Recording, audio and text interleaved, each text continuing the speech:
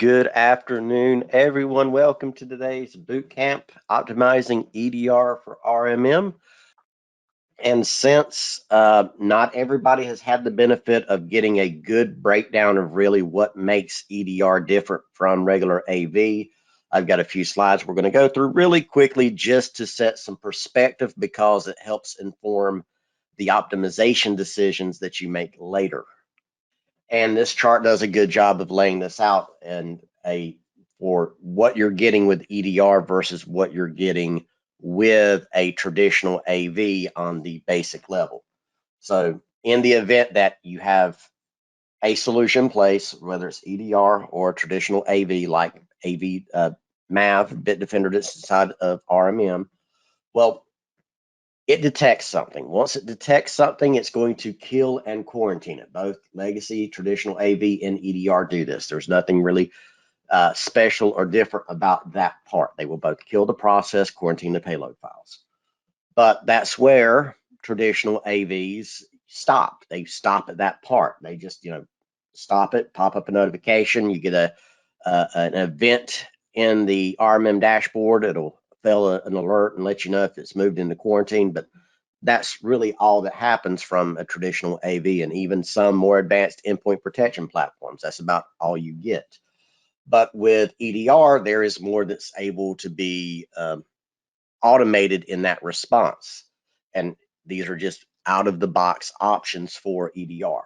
So you'll still have the kill and quarantine option. That'll happen, but there's the optional ability to have that device disconnect from the network during that threat event. So the behavior would be EDR is running, it detects malicious activity, it decides that is a threat event.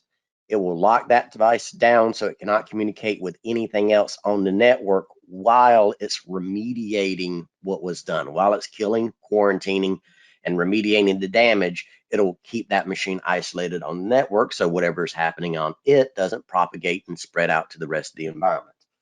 Then there's also the ability for EDR to remove any additional files that were added to the system as downloads during that threat event. And it can also remove any additional files that were created out of whole cloth on the endpoint during that threat event. And it can also restore any registry or OS configuration changes that were made during the threat event for you. And these are all automated actions that do not require a technician's input to achieve. That's one of the big differences between EDR and the fact and how SentinelOne, which is what we're using for our EDR, how it operates versus some other solutions. Other solutions will give you the information about these things so that you can go back after the fact and do the remediation yourself based on that information you're provided. The big difference with EDR SentinelOne is it automates that so a technician does not have to do it. And then there's also the rollback capability of EDR that if it is needed, it can roll files back to their previous versions that were touched during the threat event. So there's a lot of difference in what you can get out of EDR versus an AV above and beyond just the ability for it to detect different threats. And we're going to go through just again, this is just to get everybody on the same level with understanding EDR capabilities. Detection efficacy. Why is that so important with EDR versus traditional AV? So if you have any familiarity with it, the MITRE organization does evaluations of security products. It is it's not pay to play. You have to volunteer to participate in it, but it's an impartial evaluation. MITRE is a nonprofit that's responsible for the attack and defend frameworks and a lot of other very important and useful things in the security space. But they did last year an evaluation of SentinelOne and a lot of other vendors against the attack methodologies of two cyber ATP groups, Carbonac and Fin7. They ran those simulated attacks against those platforms and to see how they would fare, how they would be at detecting things. And what they found was of the 174 individual steps of the attacks and methodologies they were testing, SentinelOne, what we're using for our EDR, was able to catch all 174 of those steps. It was the only vendor that was able to get full visibility on everything that we're doing. And this is an important distinction to keep in mind whenever we go and start talking about why you can change the way your operations, well, how you respond to threat incidents in your operations. And this is an important thing to also remember, is this was in real-time detection. So these detections were happening in real time on the endpoints, and you're also getting information back that could be used for secondary purposes. So even again, EDR's on top of the pack. There was 159 of those 174 events that there was additional analytics information available for the responder to evaluate and leverage for additional intelligence about what happened, so they could go further, apply additional mitigations or remediations to the environment. And this was all achievable in real time. There was no delay in EDR being able to get this. So in real time, EDR is making those detections and catching all of those things. It does not have to upload the information out to a cloud service somewhere for it to be evaluated so that the decisions can be made elsewhere and fed back into the endpoint. They can all happen in real time on the endpoint, and at such a speed that the end user is not even going to notice that anything happened the majority of the time. They're just going to click on a malicious payload. Their background might flash for 1 second, and then they get the pop up in the bottom right for, EDR caught something, have a nice day. And this was all with default out of the box configurations. And this is another important part for whenever we talk about optimizing later. It had these great performance metrics pitted against everybody else with out of the box configurations. So if you do not want to spend a lot of time configuring and dialing in EDR, you do not have to. You can use it how it is out of the box and get top of the line, very, very high efficacy rates of detection of threat events in your environment that are occurring on the endpoints. And this is kind of it for all of the, we're talking about the efficacy, not really so much why you should use it, but just the fact that if you're basing your decisions on how good is it at detecting things, well, EDR is on top of the stack right now. So productivity and operational gains, this is what we're here for today, is to talk about, what are we going to get and how do we achieve it, and really how do we get the most out of EDR with its current EDR integration. So to do that, we're going to go through 2 timelines real quick. And these timelines are just for everybody that's here. Not everybody is at the same part of the journey of security. Some are, some of us here are probably veterans and been doing it for a very long time. Some of us may have specific ways we've been doing it and we've not adjusted over the years. So it's worthwhile to set perspective on what we're trying to achieve with a solution like EDR versus what you could achieve with a traditional endpoint protection or AV solution. So for an AV incident response timeline, so this is at time 0, a threat event is detected by the AV if it detects it. So it detects it, it's going to kill it, quarantine it, it's taking care of that step. But for example, with RMM, if you're using managed AV Bitdefender, it's going to be probably 15 minutes before you get that notification in the dashboard because of your, the default check frequency for RMM agents is every 15 minutes.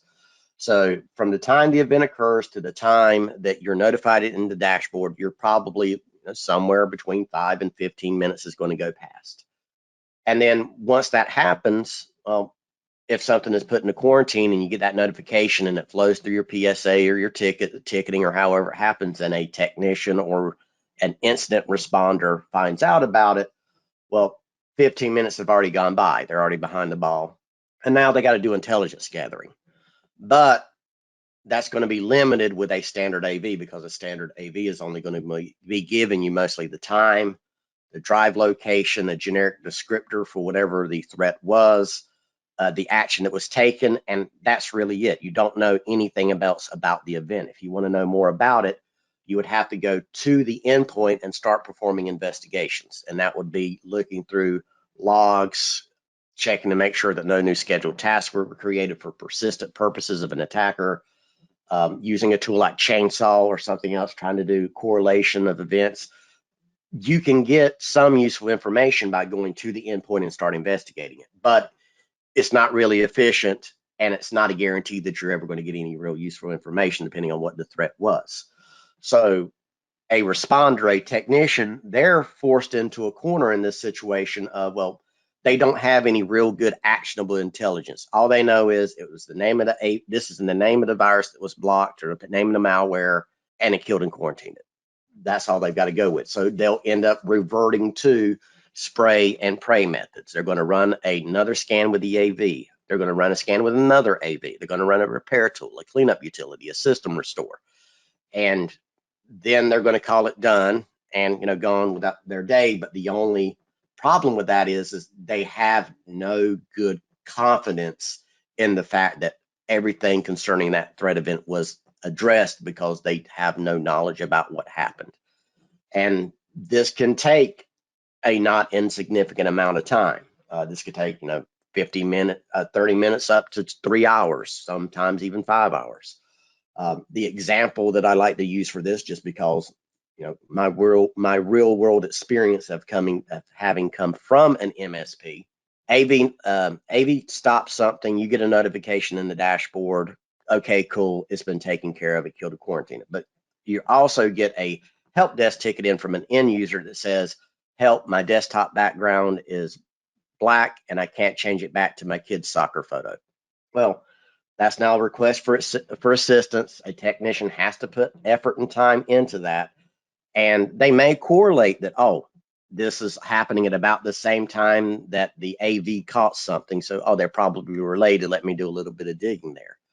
But they still don't have the knowledge or the tools or the history there to know what was changed on the system to cause that problem. And that's why you have to do, you have to revert to using, a repair utility, a cleanup tool, a system restore, tweaking.com's tool, whatever it is. You just have to basically throw stuff and hope that it sticks. And you can eventually work your way through it and you can fix it. But while you can get to that end goal, it is not an efficient way of getting to that end goal. It is not a good business prospect for you to spend that much effort and time to resolve something that trivial, in all honesty, because it's an expectation of the client. And of course, they're not going to want to pay time and labor, and you're eating into whatever you accounted for your support cost anyway. It business-wise, it just does not work out in your favor. Versus your incident response, what it's going to look like with the EDR solution. So threat event occurs at time 0. And if you have automatic remediation, if you have the automatic remediation and rollback and everything enabled as the default actions inside of EDR, and all you want to do is treat EDR as a better AV solution, you could call it done at this point. If your goal is minimal management time, then if EDR kills, quarantines, remediates it, there's nothing else for a technician to do on that endpoint. That's already been addressed. The changes and modifications to the system have been reverted for you. There's no work to be done on the endpoint. But let's just go through the process of what it would look like if you were going to follow up on it.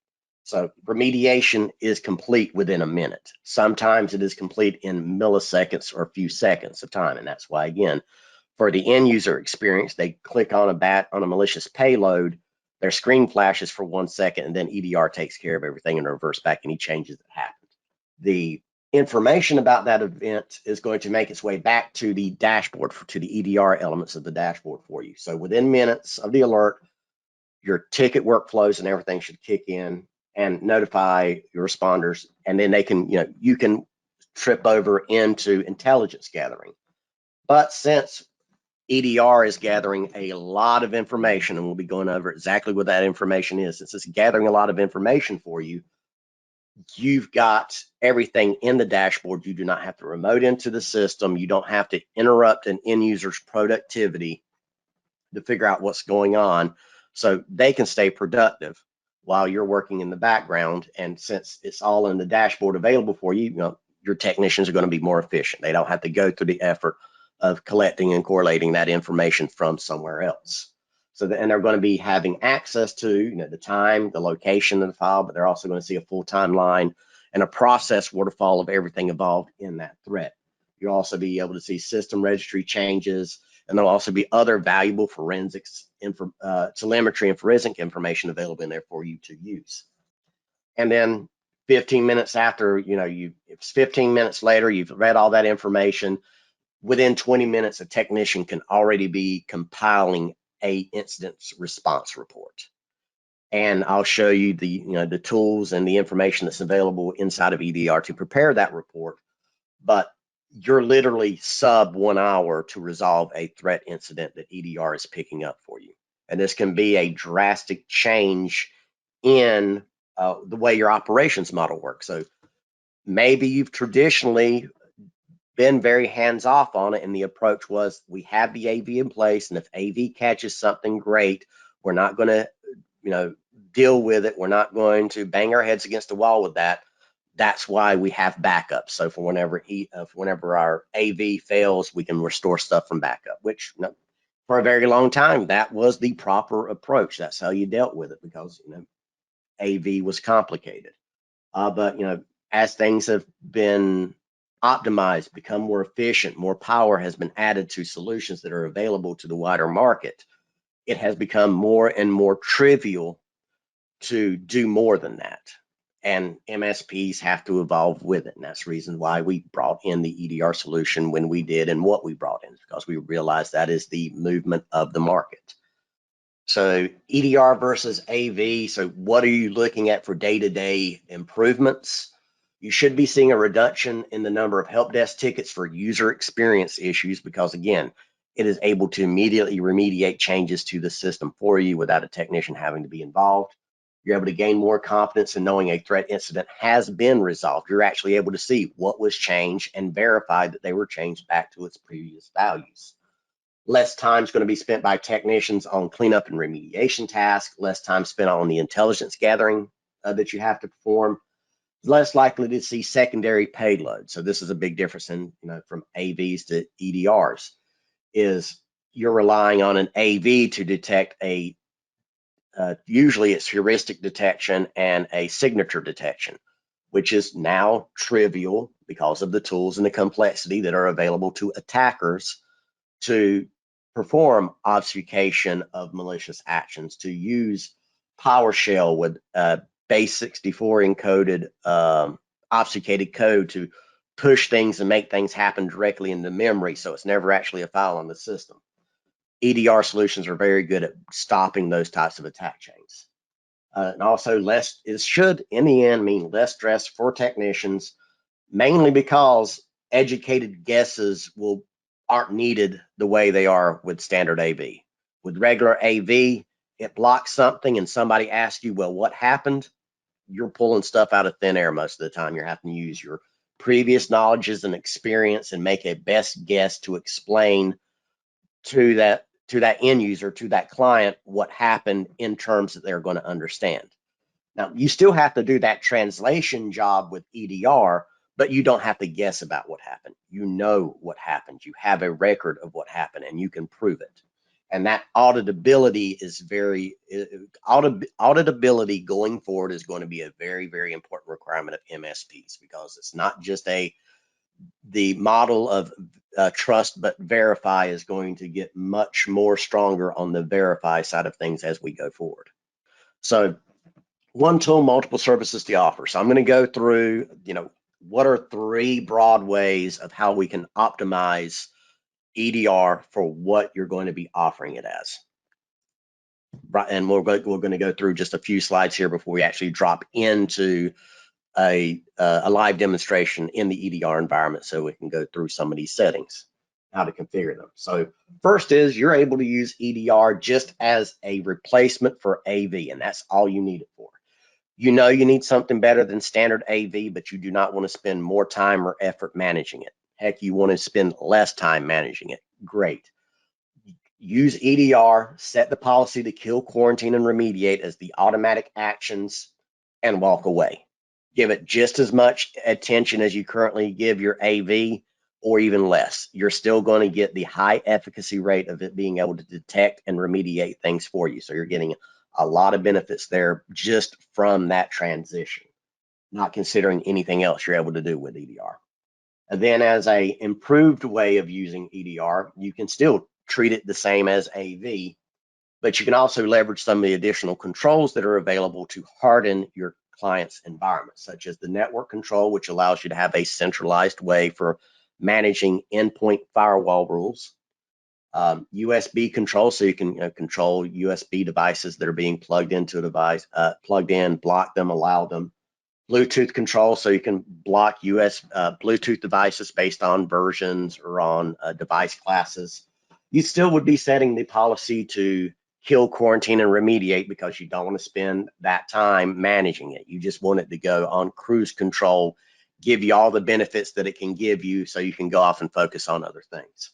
The advanced way of using EDR is you're going to turn it into and market it as a managed detection and response solution because you're doing the managed part of it.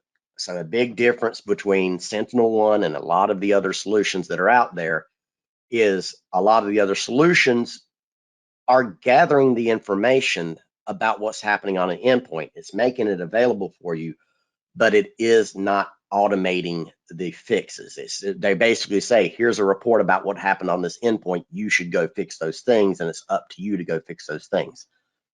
EDR is skipping all of that and automating it for you so you can do it, so you're able to do it without the requirements for the same level of skills you would have to do it otherwise.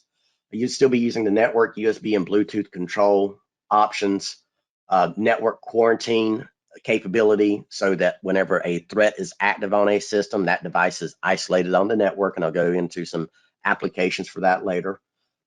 You would probably be setting the policy to kill and quarantine. You wouldn't have it set as an automatic remediation, because what you're building and the service that you're selling around this is that in the event, whenever we detect a threat event via our MDR solution, we will investigate that event and decide if additional remediation or mitigation efforts are warranted. So a technician is going to go look at that event, evaluate it, understand what happened based on all of the telemetry and information that it's giving back to you. And if they decide, yes, these things should be reverted, these changes to the system should be put back the way they were before, they click the button and it happens automatically. They don't have to actually facilitate those changes themselves or go off and script to make those changes happen. And also, that additional information they gather there, they can take that and apply that elsewhere. So if they're looking at the event and they see, oh, during this threat event, there was an attempt to communicate with this C2 server outside of the network, or I see that there was a connection made to an internal resource. Let's follow up on that. Let's go block it in a firewall. Let's go, add that C2 server's IP address to our perimeter firewall at that client and then also at other clients. And that gets into you're offering this as part of a robust security service, not just a line item managed AV or line item EDR solution on a managed service contract. So this is kind of like the low end and the high end of the spectrum for this. There are all ways to mix. There's all kinds of ways to mix and match and build services around this, but it's worth evaluating that. Does EDR, with its capabilities that we're going to be going over and how we can optimize them, do those fit in with what you're already doing, or does it open up opportunities for you to start doing things you traditionally would have been reluctant to do because of skill, labor, hours in the day? So hardening systems with EDR. This is another important thing, to squeeze as much out of EDR as you can. You're able to harden your environments against particular threat vectors. So EDR has more it's more than just the AV component of it. So for Bluetooth, we can restrict unsafe Bluetooth protocols from being used in the environment. I believe somewhere in a standard, in a compliance, there is probably a control that says Bluetooth versions lower than X should not be used because of vulnerabilities. So you could go in and set that control. You can say any device that's using a Bluetooth protocol lower than 4.1 is going to be blocked in the environment. That's great. That's good, because there are a lot of unsecure Bluetooth devices that people are probably still using today that they bought years ago. Their favorite mouse, their favorite keyboard or headset. Downside is whenever you start talking security, Bluetooth devices were not very secure. They were broadcasting on open radio frequencies that anybody could sniff, and it was trivial to decrypt those transmissions. Now, that's a fairly specific in-person attack that not everybody is likely to be subject to, but whenever it's this easy to implement the control, it's worth implementing the control. And there's also some business opportunities there because, well, you're not going to just turn this on one day. You're going to have a conversation with clients and end users and say, we're going to secure your environment against old, outdated, unsecure communication devices and interface devices that might be leaking information unnecessarily. Anything lower than this version, we're going to start blocking in 2 months. Do an audit, find the equipment in their environment that's going to need to be replaced. That is sales opportunities for you. It could be just maybe 1 or 2 keyboards that have to be replaced. It might be every keyboard and every headset in the environment that needs to be replaced, but it's an opportunity. For USB devices, you can create rules to block USB devices based on the class, the serial ID, the vendor of the device. So for your medical clients, your accountants, your attorneys, they don't want information coming in or leaving their environments on an unapproved channel. DLP, data flow protection, those are all concerns.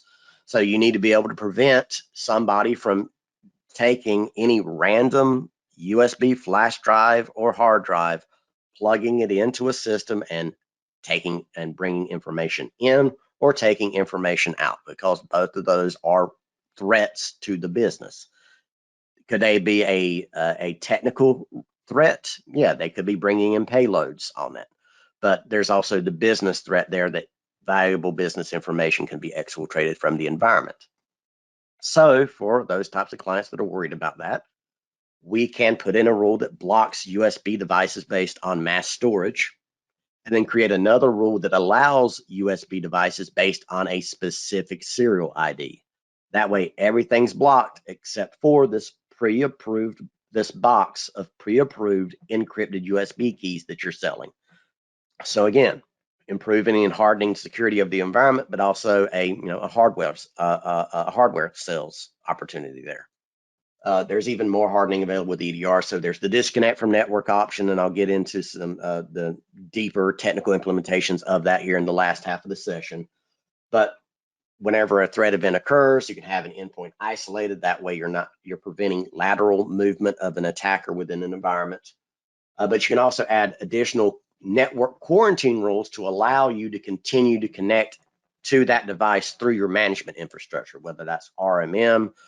Maybe you're going to set up a jump box in the environment so you can use RDP to get to that box whenever it's isolated. Whatever you decide is appropriate for the environment, you can do that. So you're getting the benefit of the network isolation, so that device cannot touch, talk to, or modify anything else that's on this local network or reach out to the WAN unless you're specifically allowing it.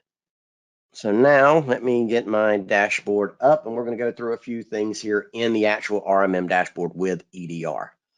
So if you have not used EDR yet within RMM, and this is really your first time seeing it, there is probably a whole other hour's worth of conversation that you really need to be exposed to make good decisions about, do I need it, is it worthwhile? But if you've already seen it, you're in here and testing it out, or maybe you just want to start testing it out now, that's going to be handled underneath integrations management in RMM. So you would be able to come in here and start a trial for yourself if you want to.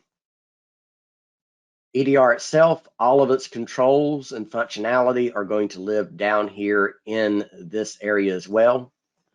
So whenever, just to cover each one of these really quickly, dashboard view. This is useful for some metrics information, for some feedback about, okay, how many agents, how many are how many mitigated versus not mitigated events are out there, how many agents are needing reconnections or reboots, the types of events we've been seeing in the environment. But it's just kind of for the visual. It's not meant to be navigable in the sense that if you click on anything in here, you may find yourself at a dead end, or you may find yourself somewhere we never really intended you to get to with our integration of EDR. So you might see unexpected behavior. So for the most part, just treat this dashboard view as a place to visualize some information. That's it. The Analyze tab is where you will actually have the event information for any threat events that are detected. And I'll come back around to this to go through, how do you process through these, some ideas for, what do you build your workflows around. And then the policies, which is where you actually configure how you want EDR to behave. Similar to almost everything else in the RMM, it works off the principle of you create a policy that controls how you want something to behave. And then you'll use the settings area to enable it. And like most of the other things in RMM, you can choose all servers, all workstations, an individual client, an individual site, turn it on and tell it what feature you want it to use, or which policy you want it to use. And RMM will automatically deploy the EDR agent with the appropriate configuration for you. So we're going to go back to policies real quick, and we're going to work through some of these policy settings and why you should be choosing some of the options that are available in here. So starting out with EDR, there's the ability to have it in detect only mode. The purpose of detect only mode is to have EDR in place, monitoring everything that is happening, but not take any action against anything that is happening. If you've ever seen any demonstrations of EDR where they're showing off its ability to roll back the damage that was done by a ransomware attack, well, it's because that system was in detect only mode in the first place so that it could do the damage, but because of EDR's capabilities, it could undo the damage after the fact for you. This is useful for whenever you're first testing out EDR in a new environment. You really never know how EDR or the environment is going to respond the first time that you're using an advanced security solution like this in place. So turning it on, installing it on a few test machines in detect only mode gives you an opportunity to see what the behavior is going to be like, and lets you add the exclusions that are needed before you flip the switch and it starts taking automatic action against things that it finds, which is just putting it in protect mode. We also allow you to put suspicious threats in protect mode as well.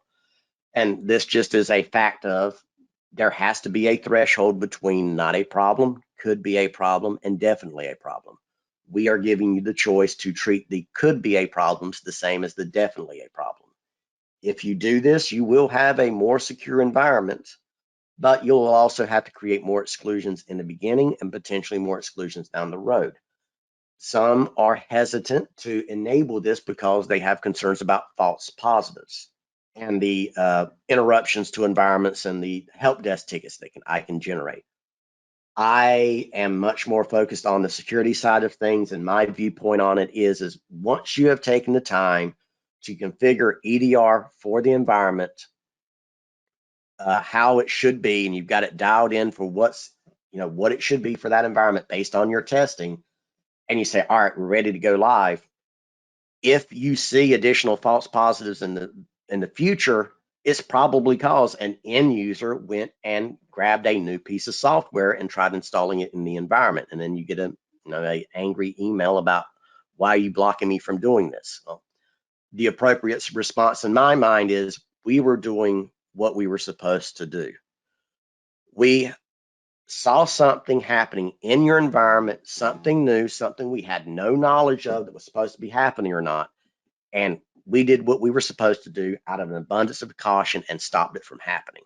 And then you have the conversation with them about what appropriate change control is and how and why you need to be involved in those types of changes in the environment. Use it as a learning opportunity. The different engines for the solution. And I got a question in there. Hold on a second. Some people, so this is, should we create one policy per customer site or just all customers into the same policy?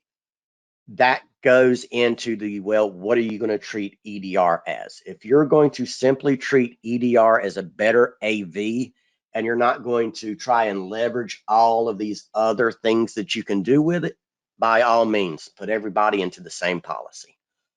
The downside to that long term is that once we start adding reporting to EDR, that reporting is probably going to be tied to the policy. So if you want to start producing reports that can be sent to clients for their environments, it's probably most likely going to be based on the policy that's in use. And also it restricts your capabilities to really dial things into what's specific for a client's environment. And whenever you start talking about security, best practice is that you configure it for the individual environment. Yep, another question here before I get into the rest of the policy configuration things in here.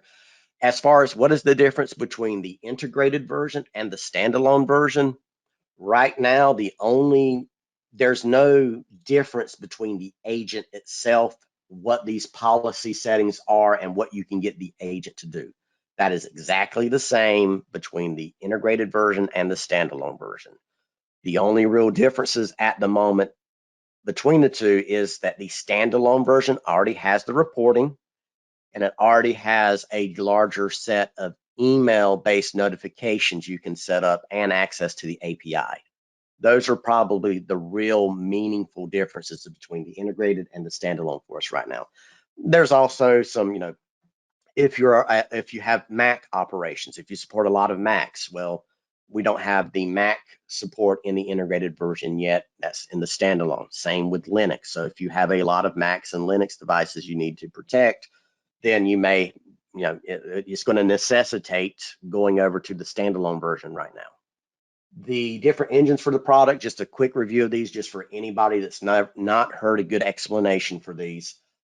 The first three are the pre-execution engines. Think of these as the closest thing to traditional AV behavior. Reputation, giant list of bad files. See the bad file, block the bad file. The static engines here. Let's look at a file. Is it a repackaged executable? Does it have malicious binaries inside of it? Does it have Cyrillic letters in the manifest for the executable? Any type of red flag that it sees that it will say, hey, if that runs, it could possibly do a bad thing. That's where traditional AV behavior drops off for the product, and you start relying on the more advanced functionality in the product. EDR is a kernel level product. It is doing driver injections on all processes, so it has full awareness of everything that happens on the system. That's getting fed back into it so it can make these advanced in the moment decisions on what's happening to the system. This particular engine, the behavioral AI engine, is probably the most powerful one. It's the one that's responsible for doing a lot of that heavy lifting. And that change in approach from let's look at a file and predict if it will do something bad if it runs cannot contend with modern threats. That's why a lot of more advanced and next gen AV solutions take the approach of let's monitor what's actually happening to the system in real time, decide if it's crossed a threshold for what we consider a threat, and then stop it and revert back to changes. Documents and scripts, PDFs, Word documents, spreadsheets, things of that nature, embedded macros. Lateral movement is for dealing with attacks across a network. So if an endpoint or something internally in the environment is compromised and it's being used as a pivot point by attackers, being able to deal with those types of attacks. So Eternal Blue exploits, Eternal Blue, not Petya, WannaCry, Cobalt Strike, those types of things. Anti-exploitation and fileless browser-based attacks, secondary malware payloads, things where, an example would be a PowerShell-based attack where an attacker has obfuscated their PowerShell code to do malicious things to the endpoint. Potentially unwanted applications, that's for Mac support, which doesn't apply in the integrated version. Application control, this is for Linux support, which does not apply to the integrated versions. And then the detect interactive threat engine. This is for monitoring specifically what would be considered an inside threat. Somebody has gained access to an endpoint and can start manipulating that endpoint and make it do things for you. Well, if they're going to start using command line, PowerShell inputs, VBS scripts, or things of that nature to automate attacks, living off the land automated attacks, that'll allow you to take and have some protection against those, because with a standard AV, Even with a lot of more advanced endpoint protection platforms, they do not have that kind of capability. That is something that you're expected to handle by having a SIM SOC solution somewhere that's ingesting all of this information elsewhere, being processed, decisions being made somewhere else, and that information being fed back for a action to be taken on the endpoint. It has consolidated all of that in letting the AI drive those decisions and making the decisions in real time on the endpoint for you. So this is a significant piece of system hardening you're getting out of EDR itself. Once it makes the decision on what it's going to block, then there's the reaction. What is it going to do in response? You've got to kill, quarantine, remediate, and the rollback. Make your decisions here based on, these are more of a sales business question than it is a technical question. If you sold this just as, again, a better AV and you don't want to spend a lot of times, you don't want to spend a lot of time dealing with it, then you just put it on automatically remediate, automatically rollback for all your workstations and you let it do its thing. If you're selling it as the more advanced solution, where you're going to investigate threats, and part of what you're being paid to do is make that human decision on should these changes be remediated or mitigated against, then you may be leaving it on just the kill and quarantine action, and then a technician or a responder is going to come in later, push the button and make it happen. So again, this is less technical and more of a what service did you build around this. In the integrated version, there is not a way to copy policies from one to the other. It just kind of defaults to the default inherited policy. So whenever you create new ones, you have to, you create a new policy for someone, you're going to have to re-choose your selection for actions. In the case of place automate, yeah. So, and also for anything that you're doing through Automation Manager or through scripts that you've added to the RMM, for the most part, you should be able to get away with running a good majority of those without having to worry about this engine. Now, if you do run into a situation where it is causing complications, you're probably going to be using exclusions to handle that. I got another question on the policy. Now, policies cannot be layered. A policy is a monolithic item, and once a policy is applied to an endpoint, to a client, or to a site, it follows the standard inheritance that everything else. Everything underneath is going to inherit that policy unless you break that inheritance. So that would be just a quick note. What do I mean by that? If you came in here, went to settings and said, all right, I've got one policy that I'm going to assign to all of the machines at COPS-a-hat. We're going to put this policy, but this particular site, I'm going to have them use this other policy.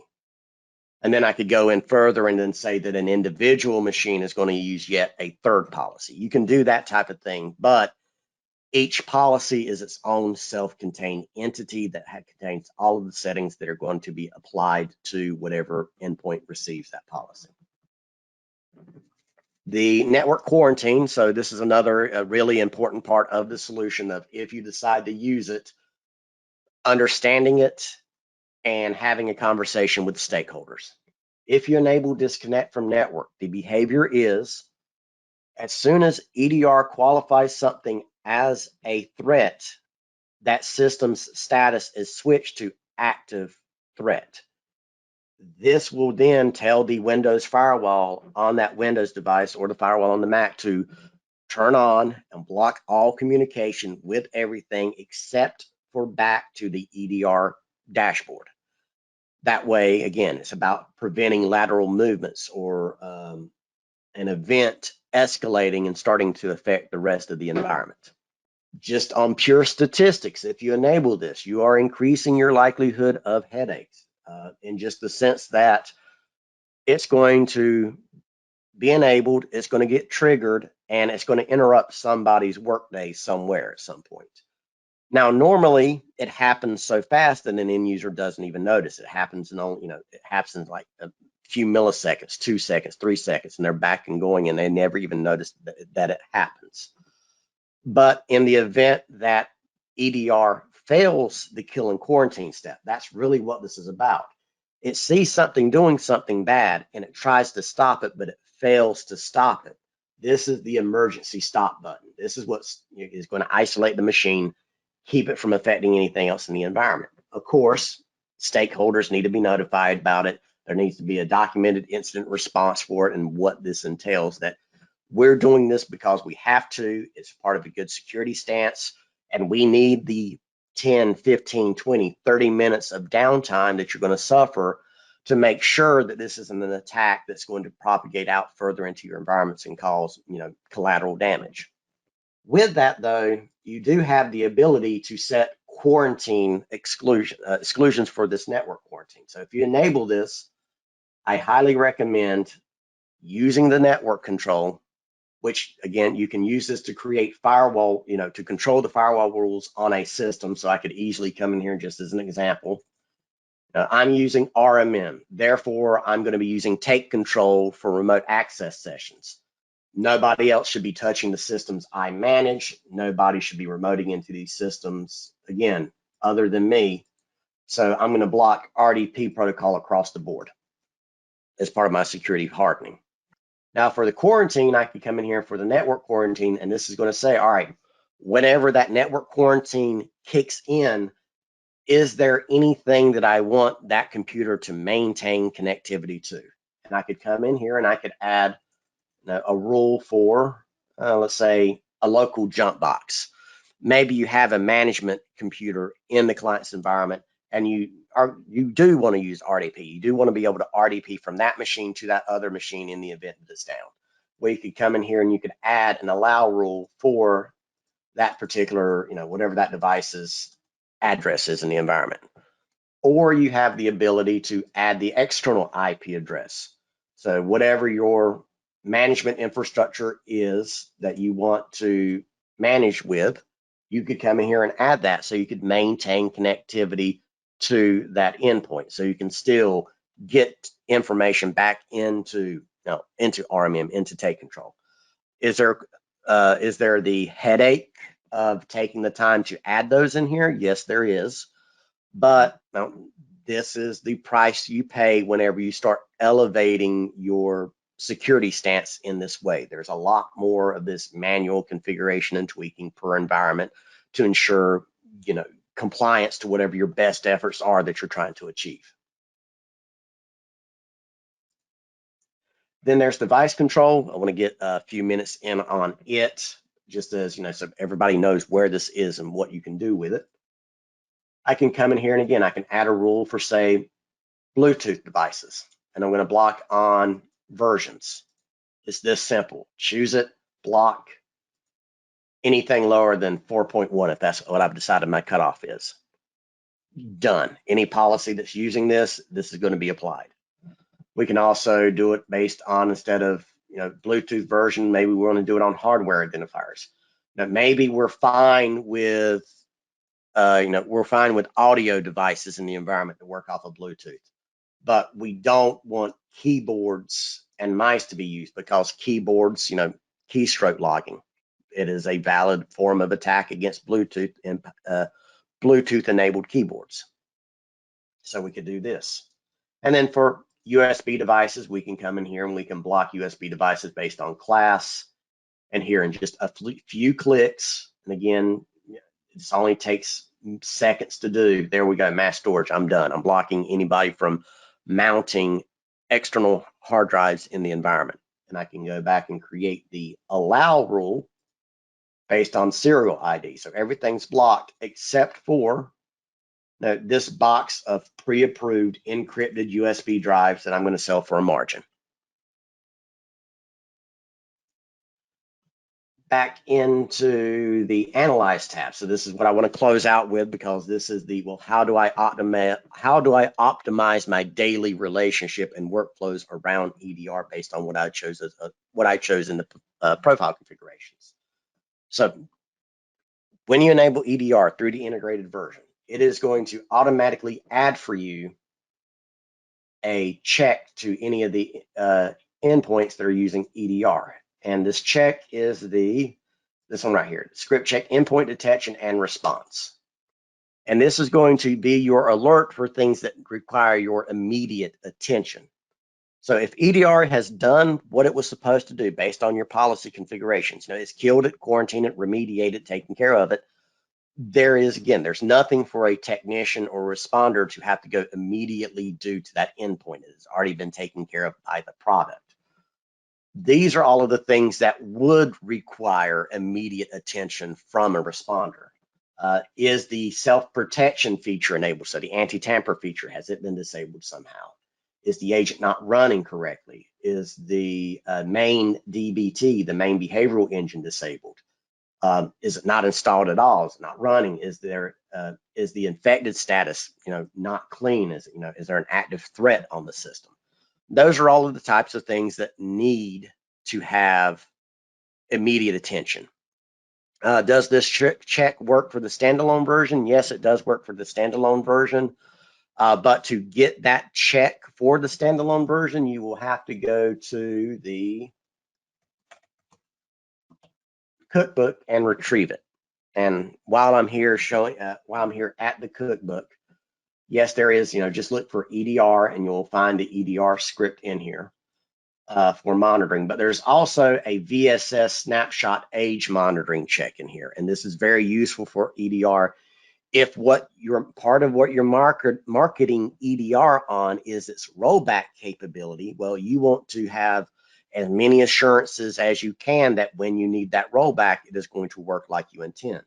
So one of the things you need to do to improve your resiliency on that is you need to make sure that endpoints are creating timely snapshots. That's what this check is for. It will, the default is, and you can change what you want the time threshold to be, but it is set up by default to say, if a VSS snapshot has not been created on the system within the last 24 hours, then fail this check. That lets you know that something's up. EDR is not making those as you need. So you need to go investigate and see why it's not working. This check is not to guarantee that your rollback will work. It's just to give you a heads up whenever you definitely know it's not going to work, because that's what needs your attention. A question that came in is, can we do rollbacks on Macs? No, the rollback capability does not work on Macs. The Remediate does, but the rollback does not. And that's because, well, the rollback in the product is dependent upon the VSS capabilities of Windows, so as not to reinvent the wheel and not put undue stress and storage consumption requirements on Windows devices. So the rollback is not available on Macs, unfortunately. Let's get back to the RMM dashboard. All right, one final thing to get through is, well, on the Analyze tab. Again, most of your daily interactions with EDR, once it is configured and in place, is going to be prompted by the script check failure failing. But again, if you're using this as a more robust service that you've built around it, then it's going to be somebody's job on the team to come in here and check out this Analyze tab once every hour, once every 2 hours, once every day, once every 2 weeks, whatever your SLA says. After a threat event and we've analyzed the threat event, we're going to provide an incident report for you. Now, whatever is going to pair well for that, that's how often somebody needs to come here and check this. But the interaction here is fairly straightforward. You can quickly say, all right, I have no clue whatever this threat is. It's great that EDR blocked it, found it, took care of it. But if I do recognize it, and I know that it's my tool, the client's tool, part of their line of business software, I can quickly just say, oh, I know what this is. This should be allowed in the environment. Add to exclusions, hit save, you're done. It's that quick. That's why, yes, I can appreciate that it would be really nice to have the ability to copy policies and things like that. But this makes it fairly straightforward to get it dialed in individually for each client. And, honestly, probably just, tens of minutes sometimes. And there's also the ability to, save your technician's time. You do not want a technician coming in here and reevaluating the same thing that somebody else has already looked at. So once you've looked at something and you've made that decision of, oh, hey, this has been dealt with, nobody needs to waste their time re-looking at this, I can tell it that, hey, that was actually a true positive event. And I'm going to mark it as resolved. That way, whoever is coming in after me or whenever I come in later, I'm going to be leveraging the filters up here. I don't want to look at all of the resolved things because they've already been dealt with. I need to worry about the unresolved things. That's what needs my attention. And I can quickly come in here, use those filters, and it makes it easier for me as a responder to focus on what needs my attention. You can also take all of these actions by clicking directly into a threat event, and this affords you a ton more information about what happened. This one is because it's not mitigated because the policy is in detect only mode. I can come in here and make those decisions of, oh yeah, this should probably be stopped. Let me come here to the actions, mitigation, kill quarantine, take it, make it happen, I'm done. It's just click. It's just a few clicks and it can be happening. Or again, based on your policy, it could have been automated for you. There is a whole other hour or two worth of conversation to be had in this particular panel, the actual incident response of your operations. Who's responsible? When are they going to look at it? What's the follow-up? Who's going to be writing the incident reports? Are you going to do incident reports for everything that is found in here? Those are a lot of business decisions that you have to make and figure out. But the benefit of EDR is the capabilities are in here for you to be able to do it. So there's not another new tool that you've got to go out and find. You're able to come in here and immediately say, all right, here's this threat. Let me leverage the wisdom of the community and go search this hash for this particular payload out on VirusTotal. And then bam, here we go. Here's everything we have available of, other vendors that are detecting it. This helps reassure me that no, this wasn't a false positive. This is actually something because all these other solutions are picking it up. And I can also see the behavior of it. So I can see what the community knowledge is around this threat.